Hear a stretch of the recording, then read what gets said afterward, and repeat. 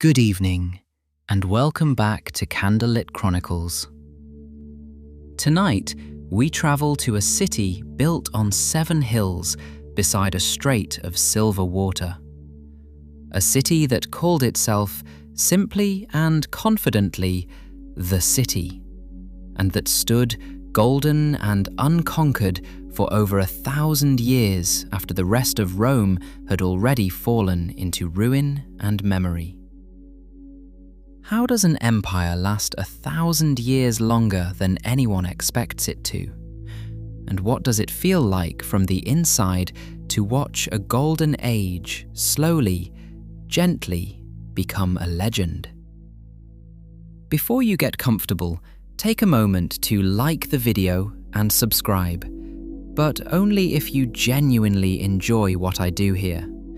It helps these quiet stories find the people who need them. And I would love to know where you are listening from tonight. Share your location and your local time in the comments below. There is something comforting in imagining this story unfolding softly across different corners of the world. All of us settling down together under the same turning sky. Now, dim the lights, get comfortable. Let the day you have just finished slip quietly into the dark. Settle in. Let your eyes rest.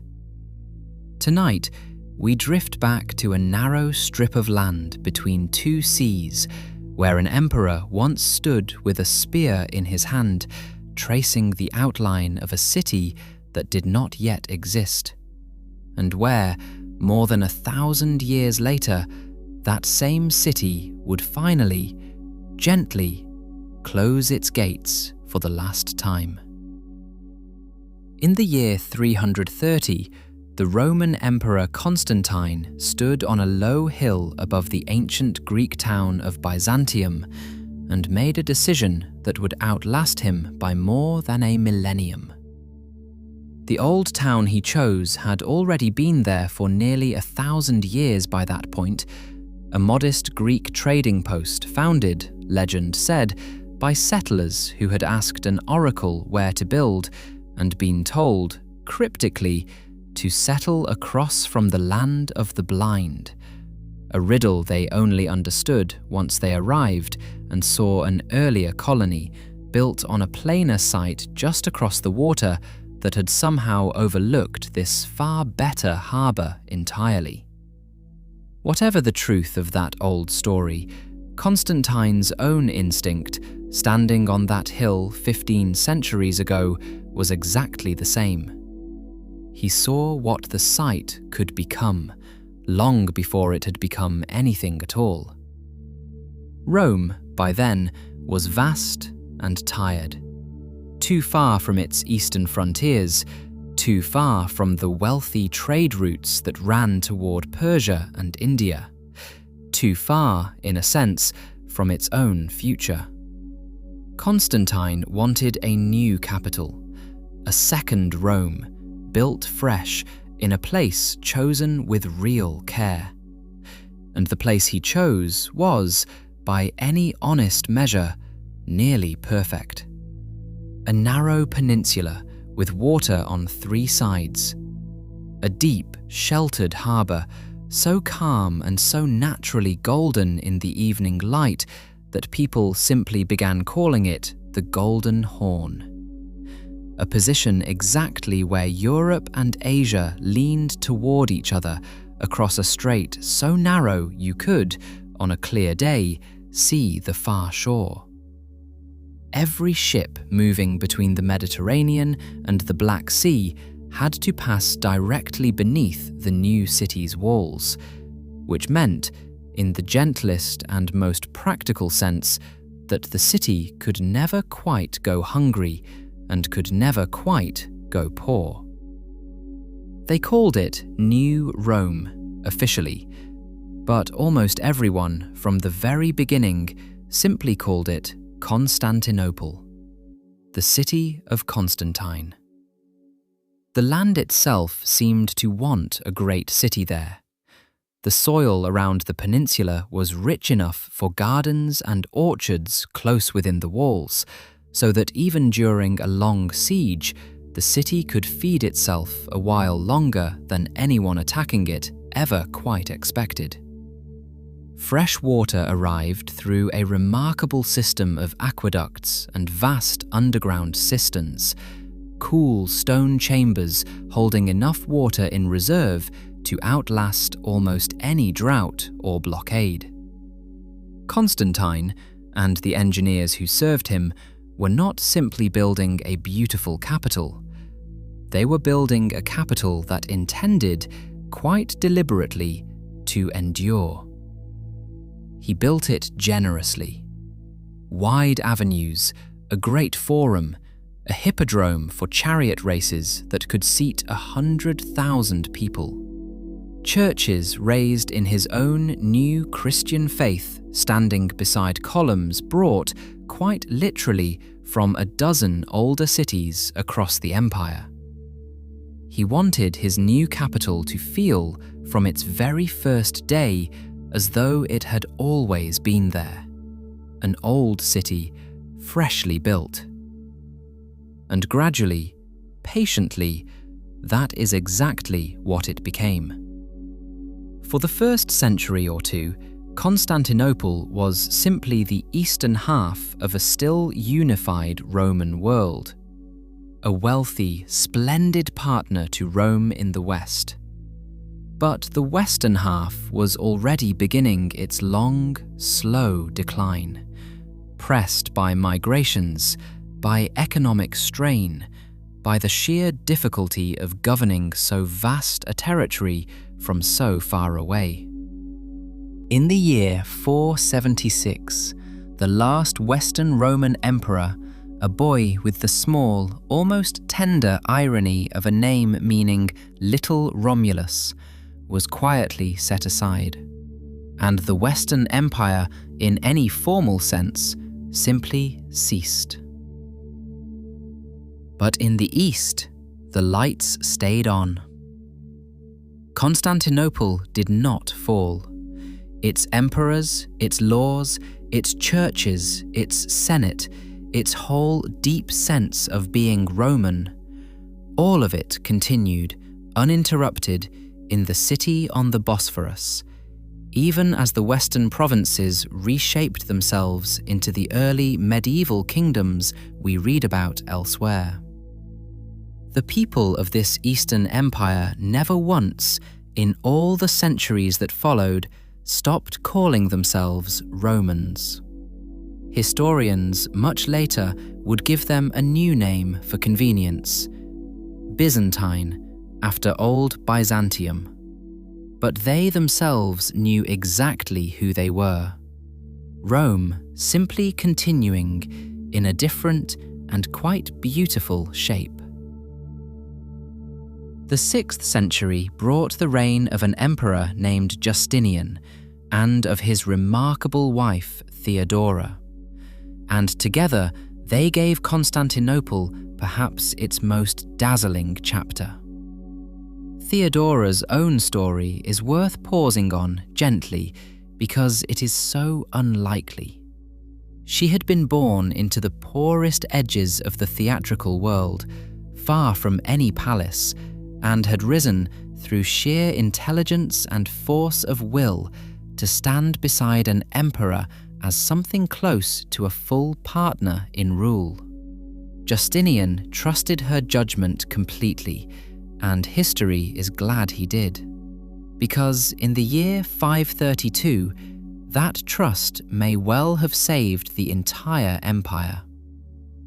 A furious riot broke out in the Hippodrome, the great chariot racing stadium at the heart of the city, born from the fierce rivalry between two racing factions whose loyalties had, that particular week, curdled into open rebellion. Fires spread. Much of the city centre, including the old cathedral, burned. And for one long, frightened night, Justinian and his advisors seriously discussed simply fleeing the city by ship. It was Theodora, the old chronicles say, who quietly refused to run. She is remembered as saying, calmly, that the imperial purple made a fine burial shroud, and that she, for her part, intended to stay and see the mourning as empress, rather than flee it as a frightened woman. Her steadiness held the room and held the city.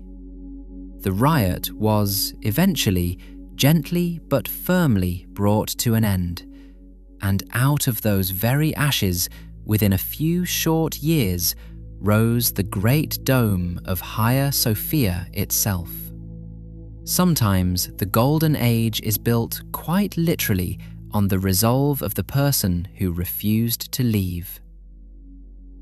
Justinian dreamed of restoring the old empire's full reach, and for a time, through the brilliant campaigns of a general named Belisarius, he very nearly did. Reclaiming North Africa, reclaiming Italy, reclaiming Rome itself for a season, so that the city on the Bosphorus once again, briefly, held sway over the ancient city on the Tiber. Belisarius himself was famously modest for a commander of such extraordinary success, and the old historians loved him for it. A general who won back whole provinces with armies far smaller than his opponents, through patience and discipline rather than reckless daring, and who, by most surviving accounts, remained quietly loyal to Justinian through every twist of imperial politics, even when that loyalty was not always returned with the gratitude it deserved. His campaigns are still studied all these centuries later as models of exactly how much a well-led, well-supplied army can accomplish, even against far greater numbers. But Justinian's truest legacy was not conquest. It was law and light. He ordered the great confusion of old Roman law gathered, sorted, and rewritten into a single, clear code. The Corpus Juris Civilis, a work of patient legal scholarship so thorough and so well made that versions of it would quietly underpin the legal systems of much of Europe for the next 1,000 years and more. Order, gently imposed on centuries of scattered decree. And after a terrible riot nearly burned the old cathedral to the ground, Justinian rebuilt it entirely, raising, in just under 6 years, a church unlike anything the world had seen before. Hagia Sophia, the Church of Holy Wisdom. Its dome seems, even now, to float, a full 100 feet across, ringed at its base with so many close-set windows that the whole vast curve of stone appears to hover on a ring of light, rather than rest on any wall at all. Justinian himself, walking in on the day it was finished, is said to have simply stopped, looked up into that impossible golden dome, and murmured that he had at last surpassed Solomon. Imagine standing beneath it, candlelight and daylight mixing far above you, gold mosaic catching every flicker, a ceiling built quite deliberately to make you feel very small and very safe all at once. The centuries that followed were rarely simple, and it would be gentle but untrue to pretend otherwise. There were wars and plagues and long stretches when the empire's borders shrank under pressure from Persians, and later from new Arab armies moving out of the desert with startling speed. Constantinople itself was besieged more than once, and each time, through some mixture of stout walls, clever diplomacy, and a closely guarded incendiary weapon the rest of the world simply called Greek fire, the city held. And each time it held, something quietly renewed itself inside it. Before that flowering, though, the empire passed through a long and thoughtful season historians call the iconoclasm, a quiet, difficult, generations-long argument over whether sacred images belonged in worship at all, or whether they came too close to the old forbidden idols. Emperors and patriarchs, monks and soldiers argued and legislated and occasionally destroyed beautiful things in the name of a principle, only for a later council to gently reverse course and restore the icons once more. It is easy, at a distance of centuries, to forget that even a golden empire spends long years simply thinking hard about what it believes, and Constantinople spent nearly 100 years doing exactly that, before settling, at last, back into the warm glow of gold leaf icons and candlelit chapels that still define it in memory. By the 9th and 10th centuries, under a line of emperors historians now call the Macedonian dynasty, Constantinople entered a second great flowering, often remembered as its most stable and most brilliant age. Two brothers, Cyril and Methodius, are remembered with particular warmth for this quiet work. Travelling north among Slavic peoples, learning their spoken language, and devising an entirely new alphabet so that scripture, and soon much else besides, could be written and read in the local tongue for the very first time. That alphabet, refined by their students in the years after, is still in use today, largely unchanged in its essentials, across a great swath of Eastern Europe, a gentle, 1,000-year gift, passed from a candlelit Byzantine study into the everyday handwriting of nations the two brothers never lived to see. Byzantine missionaries carried not just their faith, but their alphabet northward, into the Slavic lands, shaping languages and cultures that still carry that inheritance today. Byzantine silk, Byzantine gold coins, so reliable in their weight and purity that merchants from London to Baghdad simply trusted them on sight, became the quiet, steady currency of half the known world. Visitors from the rougher, poorer courts of Western Europe arrived in Constantinople and, by every surviving account, simply stood and stared. Gold mechanical birds that sang in the throne room, a throne that could be raised by hidden machinery high into the air as ambassadors were led in, so that the emperor seemed to ascend before their very eyes. Libraries holding tens of thousands of scrolls and books, quietly preserving Greek philosophy and science through centuries when much of it had been lost or forgotten elsewhere. To step into Constantinople in those centuries was to step into the richest, most sophisticated city most of Europe could even imagine. Ordinary life in the city moved to its own particular, comfortable rhythm. Bakers sold bread from ovens that never quite went cold. The great covered markets near the harbour sold pepper and cinnamon carried up from ships that had themselves carried silk and porcelain from lands most of Europe could barely place on a map.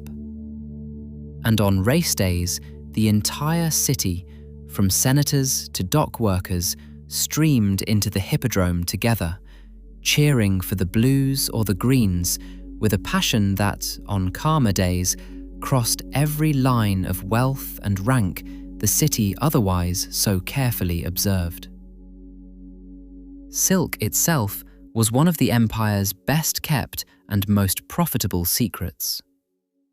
For centuries, the precious threads had to be bought at enormous cost from traders far to the east, until, the old story goes, two quiet monks smuggled silkworm eggs west inside hollow walking canes, and Byzantine silk workshops began weaving their own cloth at last, in colours and patterns so fine that a bolt of imperial purple silk became, quite literally, a diplomatic gift fit for kings. The whole enterprise was run so carefully and guarded so closely that for a long while most of Europe simply assumed silk could only ever come from impossibly distant lands, never realizing it now hummed softly out of workshops within Constantinople's own walls. And every evening, as the markets closed and the Hippodrome emptied, the city's thousands of church lamps and household candles were lit together, hill by hill, until the whole silhouette of Constantinople glowed softly against the dark water on every side. A sight so gentle and so widely remembered that visiting sailors said you could tell you were nearing the city on a clear night long before you could see its walls at all. One emperor from this bright century deserves a gentle mention of his own, Basil II, who reigned for nearly 50 years, longer than almost any Roman ruler before or since, and who governed with such famous personal discipline that the imperial treasury, by the end of his long life, held more gold than it had ever held before or would hold again. He never married, never built himself a grand new palace, and spent most of his reign simply, patiently, keeping the empire's accounts in careful order and its borders quietly secure. It is not the most thrilling kind of legacy to tell a story about, and yet the sheer stability he left behind is, in its own understated way, one of the great achievements of the whole 1100 years. But no golden age, however long, is without its long, slow evening, and Constantinople's began, very quietly, in the 11th century. A difficult defeat against new Turkish forces in the east opened the empire's Anatolian heartland, its richest farmland, its deepest well of soldiers and grain, to slow, steady loss. And in 1204, in one of history's more painful ironies, the city suffered its cruelest wound not from a foreign enemy at all, but from a wave of Western crusaders who had set out, in principle, to fight in the Holy Land, and who instead turned aside and sacked Constantinople itself. Carrying off treasures, breaking apart centuries of careful accumulation, wounding the city in a way it would spend the rest of its history quietly trying to heal. 4 great bronze horses, cast centuries before and standing proudly above the Hippodrome for as long as anyone could remember, were taken down and shipped west, to stand instead above a cathedral in Venice, where they still stand today. A small, quiet, permanent reminder of everything the old city lost in those few terrible days.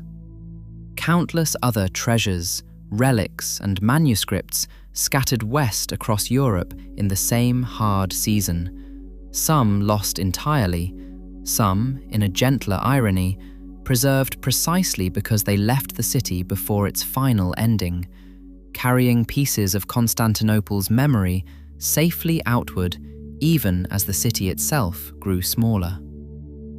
The empire did, in time, reclaim its own capital, but it returned to a smaller inheritance, fewer provinces, thinner treasuries, a world that had, in the meantime, kept turning without it. That reclaiming itself is a quietly moving story.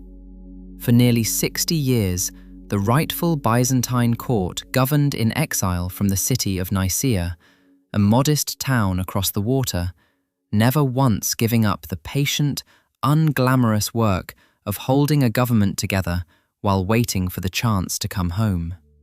And in 1261, a small Byzantine force found an unguarded gate left carelessly open one night, slipped quietly into the city, and simply walked back in. No great siege, no dramatic final battle, just patience, finally rewarded, and an emperor returning at last to a capital his family had never stopped considering home.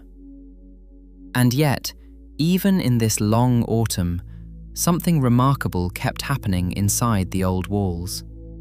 In the quiet scriptoriums of the city's monasteries, monks worked by candlelight through the long winter evenings, copying manuscript after manuscript by hand.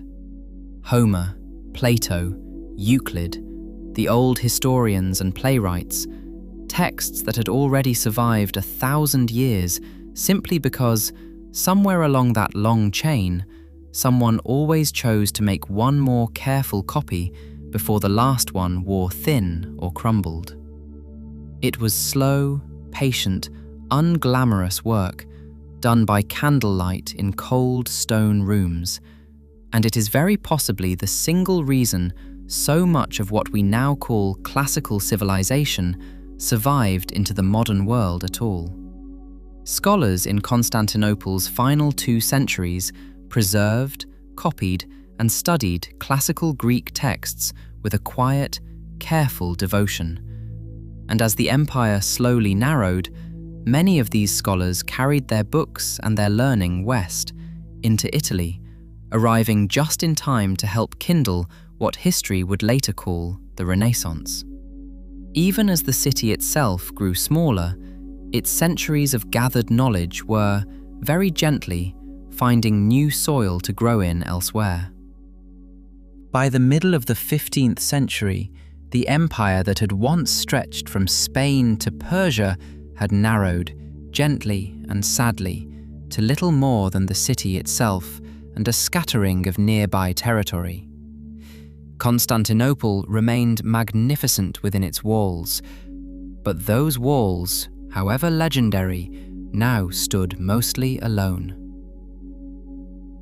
In the spring of 1453, a young and formidably determined Ottoman sultan named Mehmed brought a vast army and something the old walls had genuinely never faced before: enormous new cannon, cast specially for the siege, capable of throwing stone balls heavy enough to finally, after 1100 years, begin to crack the ancient Theodosian walls that had turned back every army before them.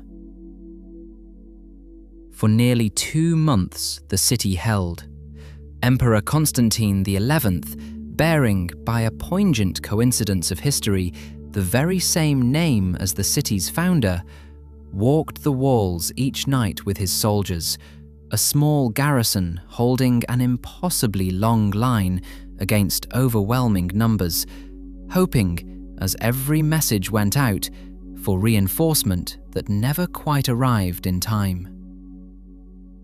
The defenders were extraordinarily few for so vast a circuit of wall, perhaps a few thousand soldiers, Byzantine and allied Italian volunteers together, stretched thin across the whole long land wall and the sea walls besides. They plugged breaches by torchlight, hauled stone to patch what the great cannon knocked loose each day, and slept, when they slept at all, at their posts rather than walk back to their homes. Outside, the Sultan's army numbered in the tens of thousands, and his engineers had even dragged ships overland on greased logs in a single astonishing night to slip past the great chain that normally sealed the harbour entrance. Even against that, the walls that had turned back every army for 11 centuries very nearly held one final time. In the last days before the end, The great bell of Hagia Sophia is said to have rung through the night, and the city's people, of every rank, gathered inside the vast candlelit church for one final shared service. Emperor and beggar kneeling together beneath the same floating golden dome, before returning to their posts on the walls at first light. It is one of the old story's gentlest details that in the very last hours of an 1100-year empire, the thing its people reached for was not panic, but simply one more quiet hour together, under the light they had always loved best. On the 29th of May, 1453, the walls finally gave way. The last emperor, by every account that survives, chose to stand and fight rather than flee, and was lost somewhere in the final chaos near the gates. His body never certainly identified, so that for generations afterward, quiet legends would insist he had simply been turned to stone and was sleeping still somewhere beneath the city, waiting for the day he might wake and walk back through the gates he had died defending. It is, when you sit with it gently, one of history's most tender kinds of ending. Not a story that insists on despair, but one that, even in its final hour, reached instinctively for hope, and folded that hope quietly into legend. And yet, the true ending, the honest ending, is softer and stranger than any single date. Hagia Sophia still stands today, exactly where Justinian raised it 15 centuries ago.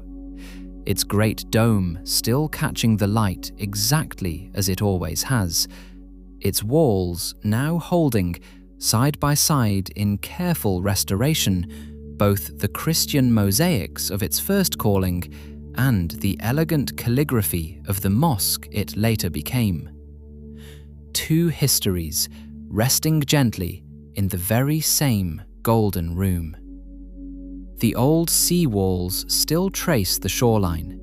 The old Roman cisterns still hold their cool, still water far beneath the modern streets, forests of ancient columns rising silently in the dark, exactly as they have for 1,500 years.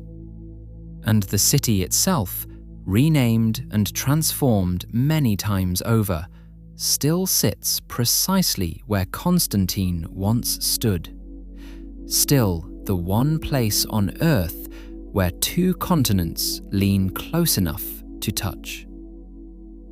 The empire itself is gone, in the way that all empires eventually are, but its long, patient centuries of law, of learning, of careful preservation quietly shaped the world that came after it far more than most people ever learn in school.